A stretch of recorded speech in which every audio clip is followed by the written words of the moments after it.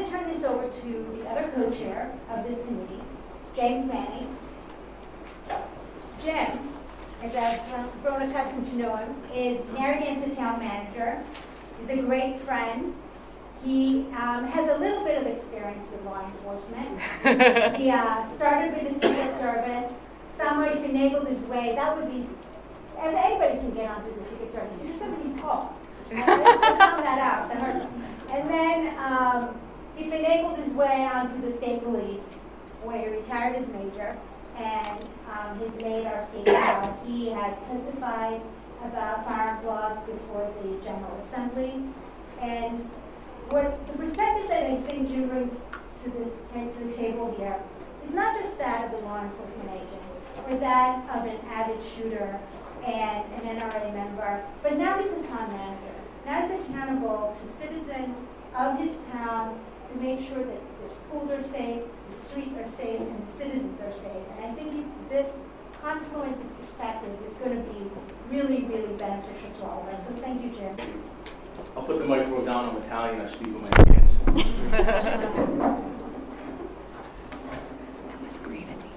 So I am the Narragansett town manager. Anyone want a beach pass, come see me after. We'll see what we can do for you.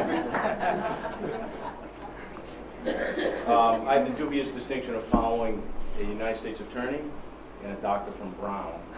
So excuse me if I'm a little nervous about my presentation. So where do we go from here? Let's go to the next slide. So we're going to have 6 committees. We discussed it. We could have an infinite number of committees. But the committees we're going to really stick to are the data integration and transparency, improve collection, accessibility, transparency of relevant data, discuss closing loopholes, consistency of gun purchasing, consideration of additional prohibitors, 3, 4, suicide reduction, 5, addressing urban violence, and 6, mass shootings. After the meeting, we're going to encourage the members here, and thank you. I want to thank everyone for, I know everyone has a day job and they work very hard, and to come here is a big thing, so I should start off by thanking everyone for doing this. We're going to ask you for your ideas. These are the committees we really narrowed it down to. If you have a very strong opinion on anything else, please let us know and we'll discuss it with you. We're going to encourage each member to participate in 2 committees. So we'll aim for 5 to 7 committees, total, 5 to 7 people on each committee. Each committee will meet at least once monthly, except for August. And we'll make 3 recommendations at the end of this working group, of which the 10 top recommendations will go to the governor. Next slide. We're going to improve transparency and accessibility of firearms data collection. The example Dr. Rainey gave to me when I first met her was the opioid overdose example, where healthcare professionals, law enforcement professionals, they track and share data as it relates to this opioid crisis that we're faced with. We think maybe that would be a good strategy for firearms as well. A single repository of information where this information will be shared. Examples: the Rhode Island Crime Lab, local police, state police, federal law enforcement, Attorney General's Office, Department of Health. This will inform future policy and legislative decisions with this information we share. Mapping of gun violence, gun crimes, firearm seizures. Track source states of crime guns. And we have this up here, but it's bad apple dealers. That is not indicative of Rhode Island gun dealers. I've been in just about every gun shop in the state. That is not the case. These gun dealers in the state are some of the most responsible, hardworking business people I've ever met, and they're on front line. When I was on state police, I saw firsthand how these gun dealers would report people that they thought were suspicious. So that term does not apply to Rhode Island gun dealers. Not one I've met anyway. Who will host all this data? We'll see all the law enforcement agencies running for cover because Colonel Sumpico, we're looking at you right there. And the cost of implementation. Next slide, please. One thing I want to bring up, you can leave it on this slide, but every month, every law enforcement agency reports to the FBI uniform crime statistics. So, and those statistics are used every department, every month in this country they do it. And they are used by the FBI to track national trends and locations in the areas. We will research that. Should Rhode Island have its own UCR type of data collection? Look at this right here. This is an example of something done right. Providence Police Department collects data, maps it as it regards to shooting.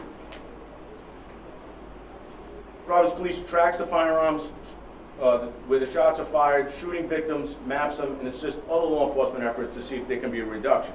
Can we implement something like this statewide? When I was on state police, we had, one of the concepts was we mapped all fatal accidents, motor vehicle accidents in the state. And to see if there's a correlation between certain areas, times of day. We mapped it hour by hour, day by day, year by year. And we developed certain problem areas, some that we didn't even know existed. For example, South County Commons, that light down there, was one of the most deadly intersections in South County. No one really knew that, but the amount of motor vehicle accidents and serious motor vehicle accidents was tremendous there. We allocated resources and we reduced it. Is that a concept we can use here for firearms? Let's go next slide, please. If you look at NIBINS, that stands for National Integrated Ballistic Identification Network System. I thought I knew everything, but a D had to tell me exactly what that meant. Ed had to tell me what that meant. So what are the trends? What type of data do we want to collect? Where would it be housed? Once again, there's only several main agencies in the state that can really have the resources that can do it. The state police, the AG's office. We'll leave the U.S. Attorney alone for now. So, but you know, we're going to have to really look long and hard at who can assist us best in housing all this data. So the National Integrated Ballistic ID Network System is really for shell casings. That's an example. Like every shell casing is like a fingerprint. No one is the same. And talk to brother law enforcement and ATF, they'll tell you that, you know, it is like a fingerprint, and you can solve a lot of crimes with this type of system here. Next. How do we ensure private out-of-state purchases are complying with law? That is a big one. You know, our gun laws, we have good gun laws, but there are a lot of guns that come into the state. Are we complying with NICS, as we should be? In the past, Rhode Island was one of 13 states that did not report mental health data. And there was changes in 2014 that resulted in Rhode Island requiring district court, family court to report involuntary certification to NICS. Are the courts inputting all relevant data? Should medical professionals be required to share this data? How do we address homemade firearms? So that right there is one that we're really going to look at. Once again, I thought I knew a lot about the laws and so forth. The more I researched this, the more alarmed I got. They call them ghost guns, they call them 80-20 guns, and under the Gun Control Act 1968, the one before that, 1934, one of the things that the federal government in its wisdom required was that serial numbers be placed on firearms to track them in crimes, to keep tabs of where these firearms are going. These guns that we're talking about here, these firearms, the slang term is ghost gun, but you buy the receiver of the firearm where the serial number is, okay, on these firearms, the regulated part of the firearm. You can buy barrels and handguards and all this other stuff anywhere, but the receiver was always the thing that was regulated the most. These receivers now, for many different guns, the meat of the gun, can be purchased online, not a lot of money, 80% complete, and you buy the tool to hollow them out, finish them, and then you buy all the accessories for them. Is that something that we in Rhode Island want to look at to maybe outlaw?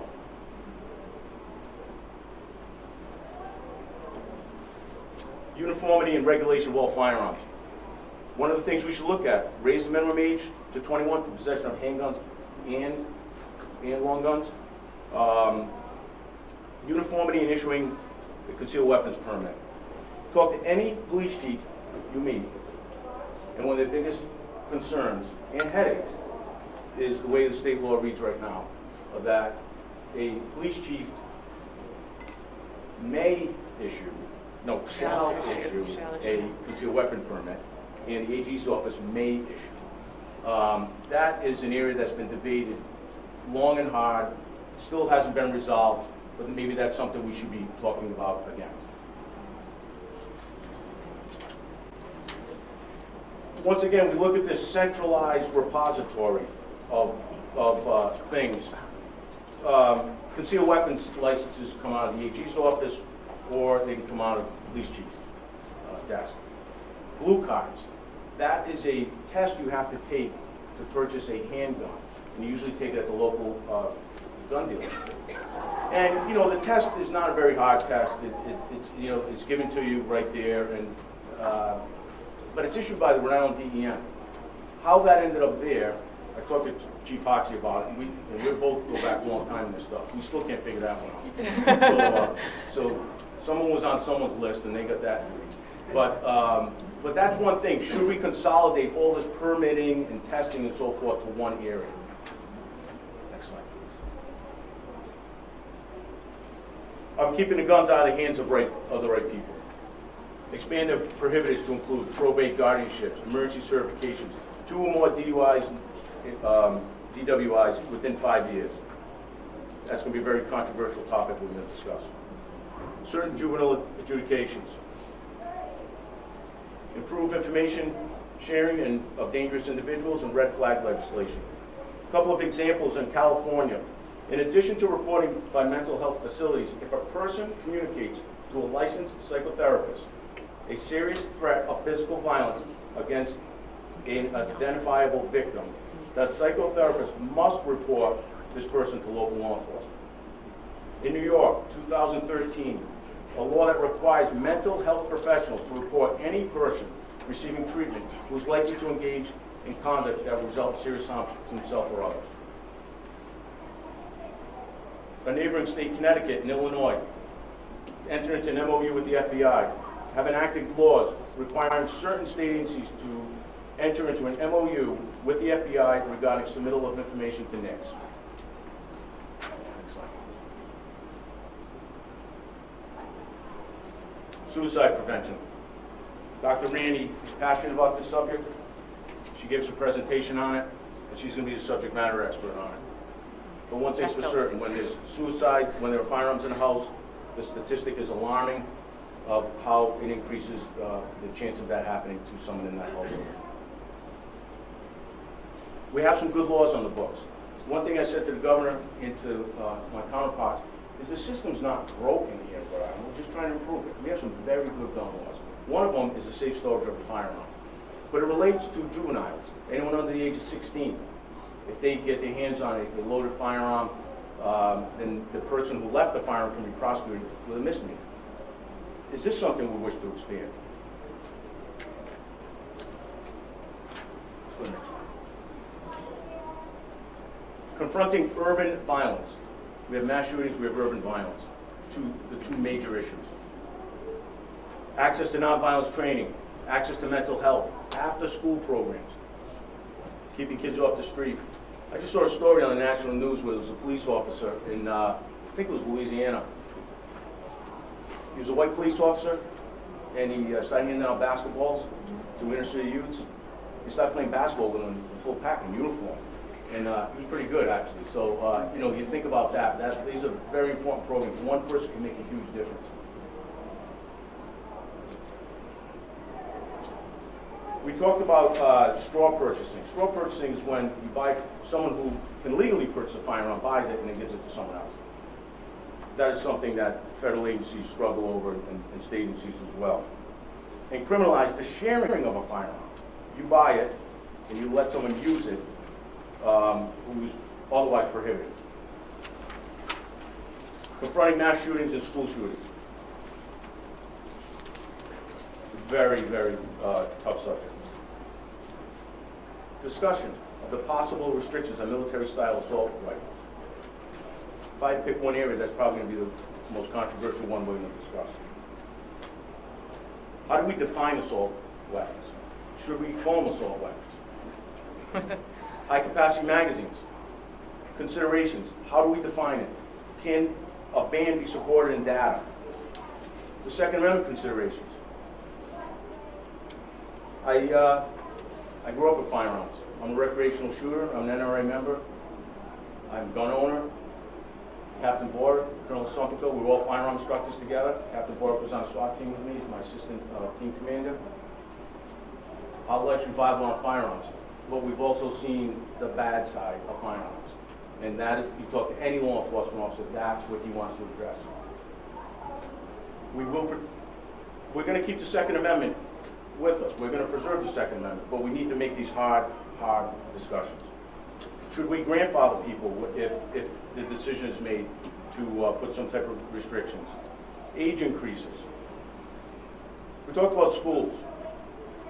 Captain Borg's subject matter expert on that. We'll be reaching out to him. We do have a big committee working on that, so obviously it's going to be very vital to our discussion, but we have another committee working side by side on this same very important issue. We all come from all different walks of life. Education's represented here. I know that's first and foremost on your mind. Look at some of these statistics. First quarter 2018, 3 mass shootings. A mass shooting is defined as 3 or more fatalities. 2017, 11 mass shootings. First Baptist Church, Texas, 26 dead. Las Vegas, 58 dead. 2016, 6 mass shootings. Orlando nightclub, 49 dead, 53 injured. 2015, 7 mass shootings. 2014, 4 mass shootings. 2013, the Washington Navy Yard, 12 dead, 8 injured. Anyone that doesn't think this can hit home to Rhode Island is wrong. That shooter was in Rhode Island, in Newport, just weeks before that incident, and was reported to local police as a person of an area, a person of concern. That easily could have been Rhode Island. 2012, 7 mass shootings, Sandy Hook. One of the people on this committee is Major Jagoda. He is he's the head of the University of Rhode Island Police Department down there. He was a Connecticut State Trooper for 20 some odd years. I served on a selection committee. The minute I met the guy, I was very impressed with him. He was the incident commander at Sandy Hook. He was the lieutenant in charge of the barracks, and then he took over at Sandy Hook. To this day, he still can barely talk about it. He told me he thinks about it every day, and on the 5th anniversary, he took the day off just to try and get away from it. So there's a guy that saw it firsthand. As a former law enforcement officer for 31 years, and an avid shooter, and I remember, I can honestly tell you this. I would not want to confront some of the firearms we're seeing on the street today. And I don't want to sound like a hypocrite, because I know some of these firearms. When you talk to Captain Borg, he and I served on many SWAT calls together. That was our biggest concern. Confronting one of those weapons with someone that knows how to use it and that is hell-bent on using it on one of us. That was a major concern. Next slide, please. Did I jump ahead? No. All right, so this is from the Get to Work. Thank you. I thought you were going to keep going.